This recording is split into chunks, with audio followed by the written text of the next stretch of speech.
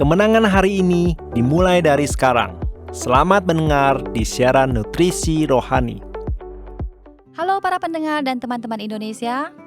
Selamat mendengar di siaran Nutrisi Rohani. Senang sekali bisa berbagi dengan Anda dalam program hari ini.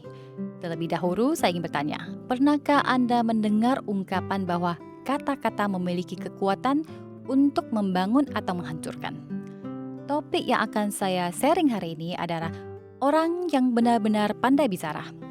Yuk simak dan temukan rahasia di balik kemampuan berbicara dengan bijaksana dan bagaimana untuk menjadi orang yang cakap berkomunikasi. Ada sebuah artikel yang menarik tentang seorang penulis sekaligus pembawa acara program keuangan, Xia Yunfen, yang dalam bukunya menyebutkan bahwa kemampuan bicara yang baik bukan hanya sekadar pandai berbicara atau mengungkapkan semua yang ada di pikirannya. Orang yang benar-benar pandai berbicara adalah mereka yang mampu mengungkapkan kata-kata yang paling tepat dalam berbagai situasi. Perkataan mereka dapat membantu dan memberikan pengaruh yang positif, baik untuk diri sendiri maupun untuk orang lain, di lingkungan kerja, keluarga, atau segala aspek kehidupan lainnya. Namun, apa yang dimaksud dengan kata-kata yang tepat? Mereka menjelaskan bahwa kata-kata yang tepat bukanlah tentang apa yang ingin kita katakan, melainkan tentang apa yang benar-benar dibutuhkan oleh orang lain. Terutama saat kita berniat berbicara dengan jujur, kita cenderung bicara tanpa mempertimbangkan perasaan orang lain. Seringkali kita berharap bisa berbicara secara terus terang dan tidak berbelit-belit. Kenyataannya dalam situasi sosial, gaya komunikasi yang terlalu belak-belakan tanpa penyampaian yang halus dapat melukai perasaan orang lain, bahkan tanpa kita sadari sendiri. Selain itu, nada suara yang terlalu agresif juga dapat terdengar seperti serangan, meskipun tujuan kita sebenarnya itu baik. Oleh karena itu, penting untuk berbicara dengan penuh kasih sayang dan kebijaksanaan.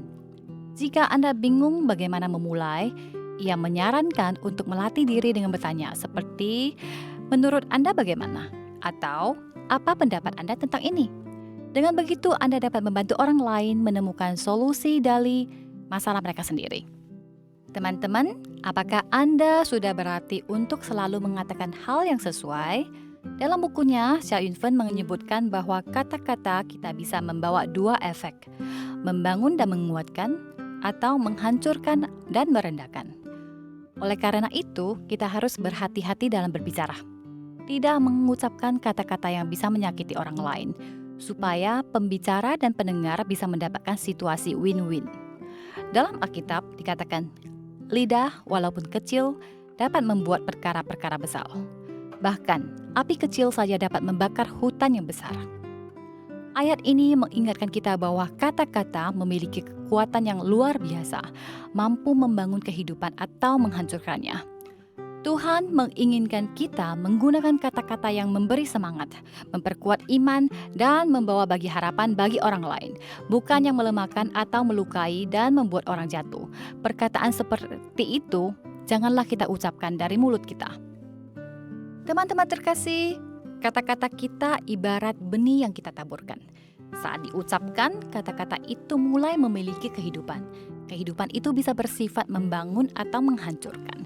Ketika kita memilih untuk menggunakan kata-kata untuk membangun, kita akan mendapatkan hubungan yang harmonis, dan Tuhan pun akan memberkati kita.